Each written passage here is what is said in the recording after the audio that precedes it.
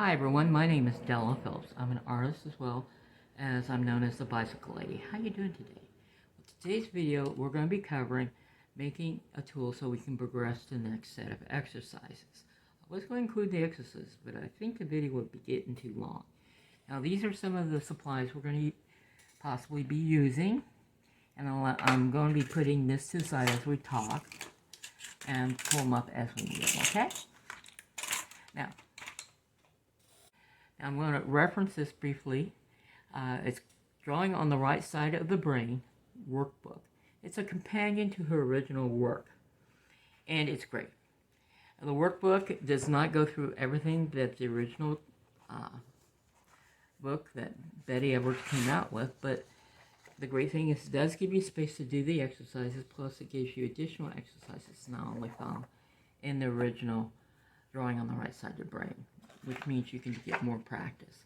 The other thing that's great, because she does have a section where she talks about using a perspective or viewfinder.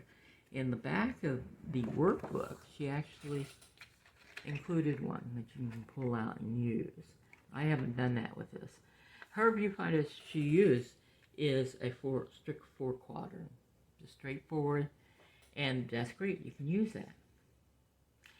Some people use it something different that has diagonal lines. J.D. Hilbert, I believe, you'll see if you look at him, he uses a viewfinder that uses diagonal.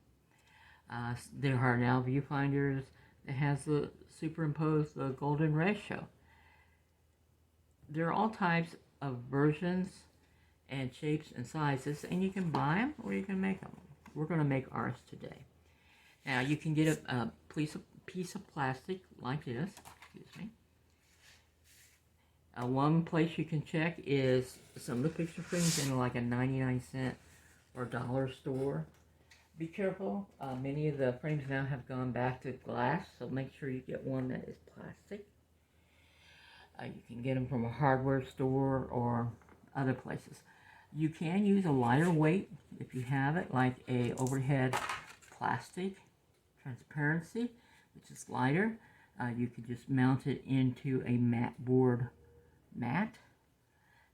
That's fine, or Duralar. I have this, so we're going to use this today. Many people said it's good oftentimes to sketch everything out on a white piece of paper, so you can lay this down, get everything even, and then you can mark it up by drawing, an outline of it. I don't think I'm going to be doing that. I believe we can use one of these wet erase, which you can use Vis-a-Vis, which is a classic that's used with transparencies. Another one is the Staedtler Lumocolor, non-permanent. This is great. And I think I'll just use the blue one just to give some markouts. Now, this is not permanent. I'm just doing this so I can find the center. And from the center, then we can go further with that using a more permanent marker, such as a paint pen. Or we can just use a Sharpie. It's up to you. A paint pen, I think, will give you quite a bit more permanence. But I think I may just use a Sharpie today, because I haven't, these are new and I haven't primed them. I don't want to take time out of this video to do that. I'm just going to use a Sharpie. I have that, yep. Why am I doing the diagonal? Am I going to have a diagonal in my viewfinder? No, I don't believe so. I'm doing that to find the center. And if you remember geometry at all, I try not to, an easy way to find the center and make sure you have absolute center is to draw a line from each corner, and where they cross is the center, which is this. Alright, I'm going to switch back now, not using the wet erase, which that was that actually had a finer line than the visual this had. But like I said, either one works. If you have one or the other, or the Staedtler Mars is easy to find. Some people say that the Vis-a-Vis can be a little more challenging to find, but they're on Amazon, so it's your preference. Okay, I'm going to move the plastic over so I have an edge for my T-square. And I flipped it over because I want the marker, or if I was using paint pen, on the opposite side where I put other marks that I'm going to be erasing. I'm going to use a black line, and there's my middle line. I'm not going to do it strictly that way.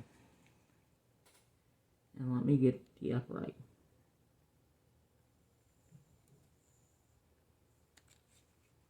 Okay, there's the upright.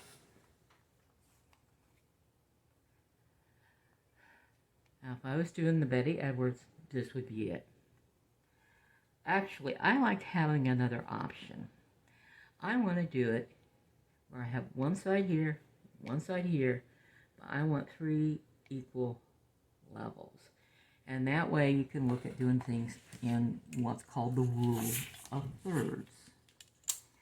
So the measurement on this piece of plastic, which I pretty much know anyway, is 10 inches. And so, like I said, I am not the best at geometry. The other whizzes out there, if you have something else that we could use. If I dug out my architectural scale, I could have had the inches and tenths, and then we could just done it that way. But I believe I can come close by doing it 1/4, like 3/8. So 3 inches and 3/8, and then 3 inches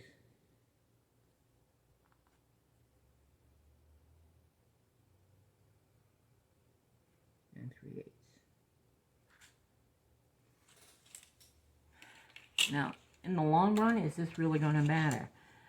Not a whole lot. Because basically you can just lay this down on your piece of paper, mark it, draw the lines, and it will match up.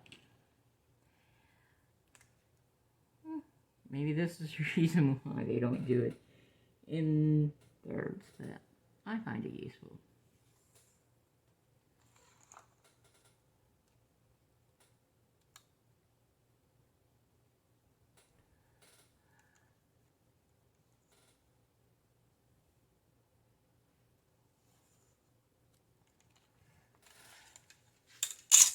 And if you get a little smudge there, that's fine.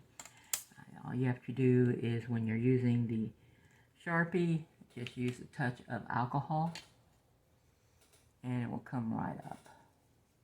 Use just a little touch of alcohol. See? It came right up. No big deal. I know people who actually will use the Sharpie on the other side.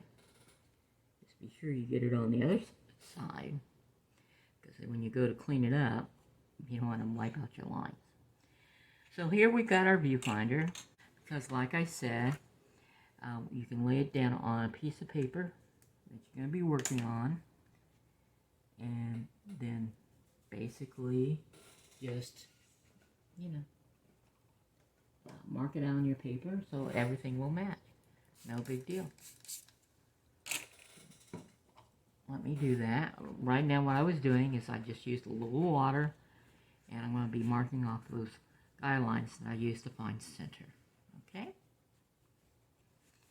So, basically you can put this down on your piece of paper, as so. And it doesn't have to be absolutely exact. Just draw a line around it.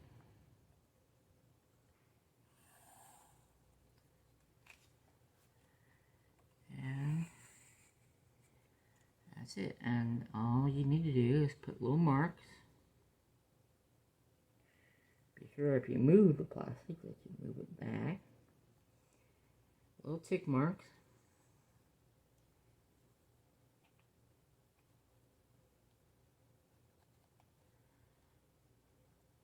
Where the lines need to be.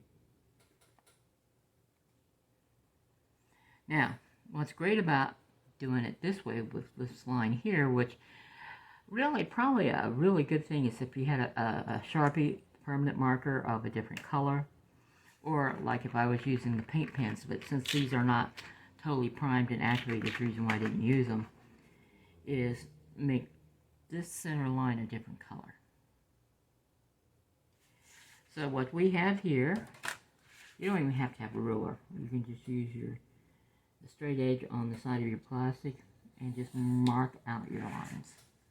Because you drew a square around, which is the same size as your viewfinder perspective aid.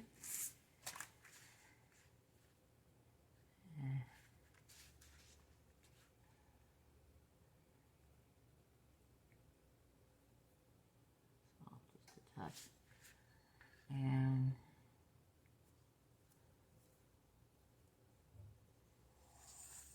now the lines exactly match what you have.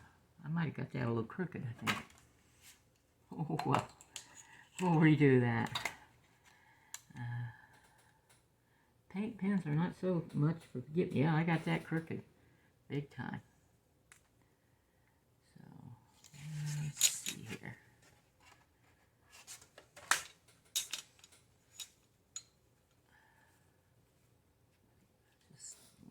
A little bit of alcohol. A little bit more alcohol. Let's just redo this line here.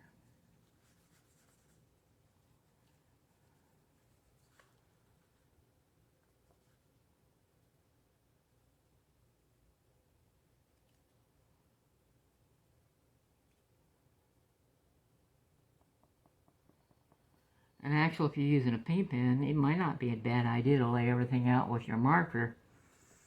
And then on the other side, go through it with your paint pen with your straight edge after you make sure everything's exact. Which is probably what I'm going to be doing. And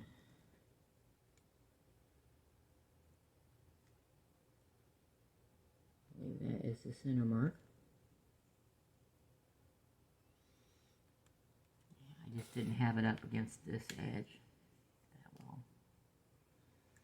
So let me take the marker. It's a good thing I'm showing you my mistakes, evidently. That way you know what not to do. Okay, let's hold this up and take a look at it.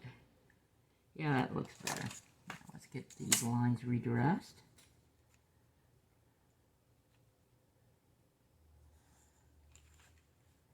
And we'll be ready to go.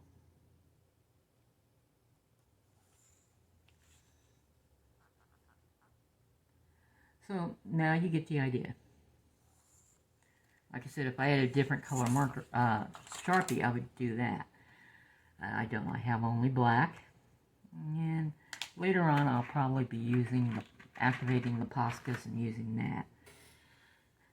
Because they do give a very permanent and durable, much more durable line. So once you put it down, of course, then you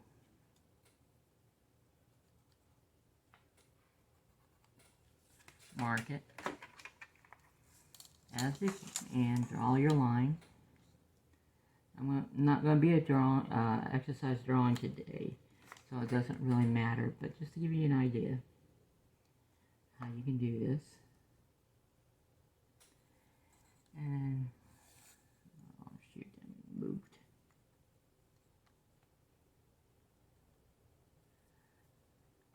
And having a little T-square is nice. That way you can keep, I'll just go against the edge and mark it. So, ignore this area here. I do have an eraser here. Just take that off. So, that pretty much is the viewfinder as we made it. Except I do have a center mark. This is when I'm going to be using it for thirds. If I was using it in quadrants, then I would just have a mark going perpendicular and horizontal.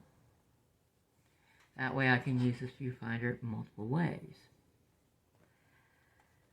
Now in Betty's book, Drawing on the Right Side of Brain, the first exercise she has you doing is where you have your hand in a position and you rest the plastic on there, and then you would take one of your wet liners and then you look straight down on it, which I am not doing right now. I have to look a little bit from the side or you won't see anything other than the top of my head.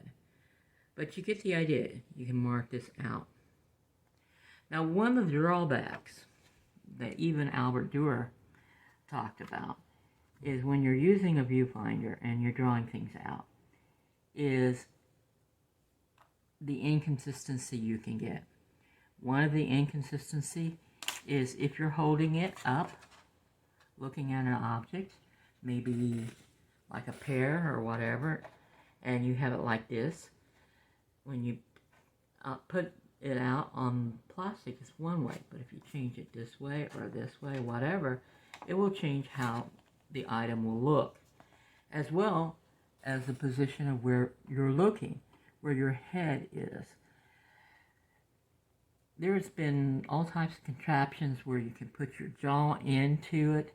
It keeps you a set distance where this is mounted, and you have like a chin rest where it will keep your eye at a certain level within reason, because your eyes can still move up and down. You have your chin resting a certain distance from the viewfinders, all types of things. We're not going to get that extensive. You can also take items, like I can take these bottles, and you can put the viewfinder on that. But you have to be careful, get your head straight up and down, and then whatever's under it, then you can do the outline. It gives you an idea of perspective and foreshortening, such as what Betty was talking about in her book of when you're doing this, how sometimes this will look much larger and shorter when you're holding it that way versus this here looking longer because it's extended out. And that's called foreshortening. Now we're going to be doing that as part of the exercise using this. Alright, that's it for today. Hope you found that helpful on how to make a viewfinder or a perspective tool. And shortly I'm going to be starting up with the exercises where we can use this.